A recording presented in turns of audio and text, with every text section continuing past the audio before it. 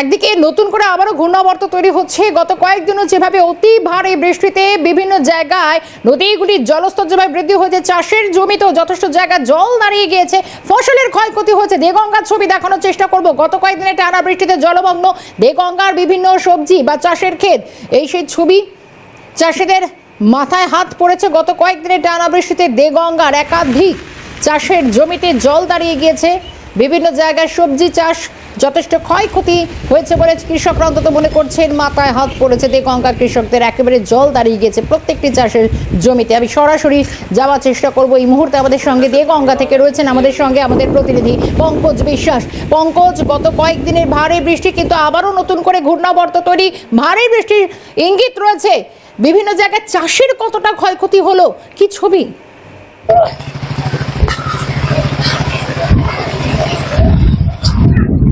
দেখো শর্মিষ্ঠা, তোমাকে প্রথমে বলে রাখি যে গত কয়েকদিন ধরে কিন্তু টানা বৃষ্টি হয়েছে। তারপরে দুদিন কিন্তু বৃষ্টি একটু কম ছিল, তারপরে গতকাল থেকে কিন্তু প্রচুর পরিমাণে বৃষ্টি হয়েছে দেগঙ্গা সহ বিস্তীর্ণ এলাকায়। এবং দেগঙ্গা কিন্তু চাষবাসের একটা বড় জায়গা, এখানে কিন্তু কৃষি নির্ভর কিন্তু এলাকা দেগঙ্গা।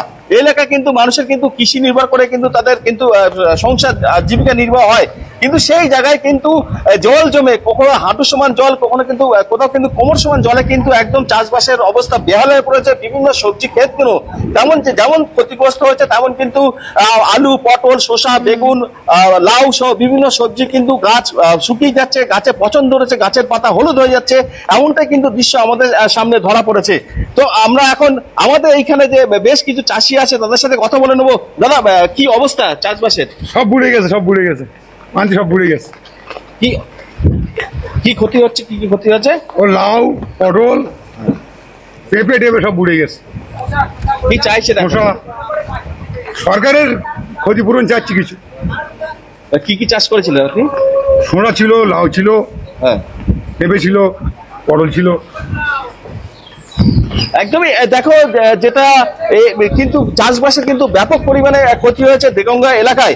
এবং এই এলাকার কিন্তু চাষিরা তারা কিন্তু বারবার করে একটা কথাই বলছিল যে সরকারের কাছে কিন্তু তারা তাদের ক্ষতিপূরণের জন্য কিন্তু আবেদন করেছিল, কিন্তু কোনো রকম ক্ষতিপূরণ কিন্তু তারা পাননি। এবং বিভিন্ন জায়গা থেকে ধার দেনা করে কিন্তু লোন নিয়ে কিন্তু তারা চাষবাস করেছেন। সেই চাষ কিন্তু এখন নষ্ট, বিভিন্ন সবজি নষ্ট হয়ে গিয়েছে। এবং তারা যে কিভাবে পুনরায় আবার চাষ করেন সেটাই কিন্তু চিন্তা করছেন এই দেগঙ্গা এলাকার চাষিরা। পঙ্কজ, একটু সঙ্গে থাকো। দেগঙ্গার কৃষকদের মাথায় হাত পড়েছে, এটা যেমন একটা চিন্তার বিষয়। তারাও বলছেন অবশ্যই ফসলের অনেকটা ক্ষতি হয়েছে। পঙ্কজকে সঙ্গে রেখে আমি একটু নদিয়ার অবস্থাটা জানবো। নদিয়ায়, কারণ সেখানেও এই গত কয়েকদিনের টানা ভারী বৃষ্টিতে চাষের যথেষ্ট ক্ষতি হয়েছে, বিভিন্ন চাষের জমিতে জল দাঁড়িয়ে গেছে। নতুন করে আবারও আজ সকাল থেকে ভারী বৃষ্টি হচ্ছে বিভিন্ন জেলায়। প্রসেনজিৎ বিশ্বাস রয়েছেন আমাদের সঙ্গে। প্রসেনজিৎ, মূলত আবারও নতুন করে ভারী বৃষ্টি, গোটা সপ্তাহ জুড়ে দক্ষিণবঙ্গের একাধিক জেলায় ভারী বৃষ্টি হবে। ফসলের তো অলরেডি ক্ষতি হয়ে গিয়েছে বিভিন্ন জায়গায়, চাষিরা কি বলছেন?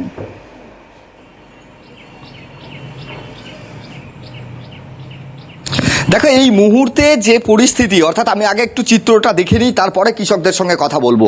এই যে শসা চাষ রয়েছে, সেই শসা গাছ কিন্তু যত বৃষ্টি হচ্ছে তাতে করে কিন্তু এই যে পাতা হলুদ হয়ে যাচ্ছে এবং এই যে পচন ধরছে, এতে করে কিন্তু আর্থিক ক্ষতির মুখে পড়ছেন কৃষকরা। কারণ দেখো, অত্যাধিক পরিমাণে খরচ করে এই কৃষিকাজ তারা করেছিলেন এবং অর্থের আশায়, আর সেই অর্থ খরচ করে সেই অর্থই উঠবে না বর্তমান যে পরিস্থিতি রয়েছে। আমি যদি একটু ভিতরে দেখাতে বলি, এখনো জমিতে কিন্তু জল বেঁধে রয়েছে, অর্থাৎ প্রত্যেকটি ফসলের ক্ষেত্রেই কিন্তু এই রকম পরিস্থিতি সৃষ্টি হচ্ছে, কারণ লাগাতার বৃষ্টি। আর এই লাগাতার বৃষ্টির ফলেই কিন্তু এই পরিস্থিতি সৃষ্টি হচ্ছে। পাশে পটল ক্ষেত রয়েছে, যে পটল কিন্তু পচন ধরেছে, অর্থাৎ এই পটল গাছেও পচন ধরেছে। এছাড়াও আমরা যেটা লক্ষ্য করছি যে বেগুন চাষ থেকে শুরু করে ফুল চাষ, এই ফুল চাষিদেরও মাথায় হাত পড়েছে।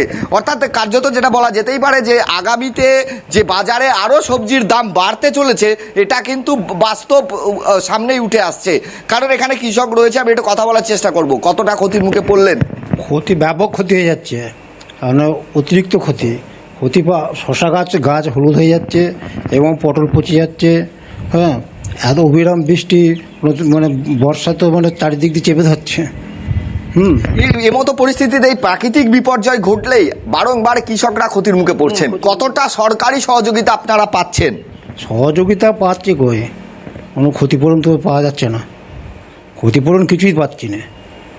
এবার যে ইয়ে আছে ওই যে কি বলে শস্য বীমা পাচ্ছেন? শস্য বীমা কোথায় কাগজপত্র জমা দিয়েছিলাম বিডিও অফিসে, কই পাওয়া যাচ্ছে না। তা তাহলে আগামীতে কিভাবে আবার চাষ শুরু করবেন? আর এই যে এই ক্ষতি কিভাবে উসুল করবেন, বা যেভাবে দিনা করেছেন বা ঋণ নিয়েছেন বলছিলেন, তা সেই জায়গায় দাঁড়িয়ে আগামীতে কিভাবে আবার চাষ শুরু করবেন? এবার এই বর্ষা যদি না হয় যাই করে করতে হবে, ধারটার করে করতে হবে। আবারও তো ঋণ নিতে হবে, তা কিভাবে পরিশোধ করবেন? এবার দেখতে হবে যে কীভাবে করা যায়। এর পরের চাষবাস যেভাবে কি করে করব এখন, সেটা তো চিন্তা তো ঠিকই, বিশাল চিন্তা। সরকারিভাবে কোনো সহযোগিতা নেই? না, সরকারিভাবে কোনো সহযোগিতা নেই। আচ্ছা, এই যে দিনের পর দিন এই যে প্রাকৃতিক বিপর্যয়ে যেভাবে ক্ষতিগ্রস্ত হচ্ছেন, সরকারিভাবে আধিকারিকরা আসছেন দেখতে কৃষকদের কি পরিস্থিতি রয়েছে? না, এর মধ্যে কৃষকরা কিছু আসছে না। কৃষকদের ওই বলতে কোনো সরকারি লোক আসছে না। না, সরকারি লোক কোনো দেখতে আসছে না। তাহলে তো সমস্যার সৃষ্টি হচ্ছে বারংবার। বর্ষা মানে কি অদিও বর্ষা না, আজ একটানা বেশ, প্রায় এক প্রসেনজিৎ, মাসের একটু কাছে সঙ্গে বর্ষা থাকো, হচ্ছে। আমি পঙ্কজের কাছে আরো একবার ফিরবো। পঙ্কজ, এই মুহূর্তে দাঁড়িয়ে দেগঙ্গার যে ছবিটা তৈরি হচ্ছে, খুব স্বাভাবিকভাবেই চাষিরা বলছেন বিভিন্ন প্রান্তে দক্ষিণবঙ্গের একাধিক জেলা যে নানা ধরনের ক্ষতির তারা সম্মুখীন হয়েছেন। অনেকে রয়েছেন, তাদের সঙ্গে একটু কথা বলো।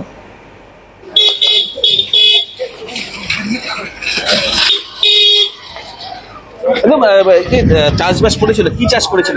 পটল, বেগুন, লাউ এইসব পড়ে গিয়েছে। কি অবস্থা জমি? সে সবজি গাছে পুড়ে গিয়েছে, পুরো গাছটা সব পুড়ে গিয়েছে। দেখি কতদিন টানা বৃষ্টিতে হ্যাঁ তাহলে তো ক্ষতির তো সম্মুখীন একটা হতে হয়েছে না? হ্যাঁ, কিভাবে সামাল দেবো এই ক্ষতিটা? পুরো পুড়ে গিয়েছে। এখন কি করে সামান ধরবো? একদমই কি চাষ করেছিলেন, কি অবস্থা বলে? আমি পটল করেছিলাম, পটল মানে অনেক খরচা করেছি, কিন্তু চারিদিক থেকে দেনায় জড়িয়ে যাচ্ছি। যেন আকাশ যখন থেমে আছে তখন ভালো লাগছে যে না ঠিক আছে, সবই হবে। তারপরে যে পঙ্কজ এবং প্রসেনজিৎ, দুজনকে আমি ধন্যবাদ জানাবো, কারণ দেগঙ্গা থেকে নদিয়া বিভিন্ন জায়গায় চাষিদের এখন চিন্তার ভাঁজ পড়েছে। নানা ধরনের সবজি চাষ, যথেষ্ট ক্ষয়ক্ষতি হয়েছে তাদের, এবং তারা কি করবেন আগামী দিনে, ঋণ মকুব করবেন কিভাবে, এটাও বুঝে উঠতে পারছে না।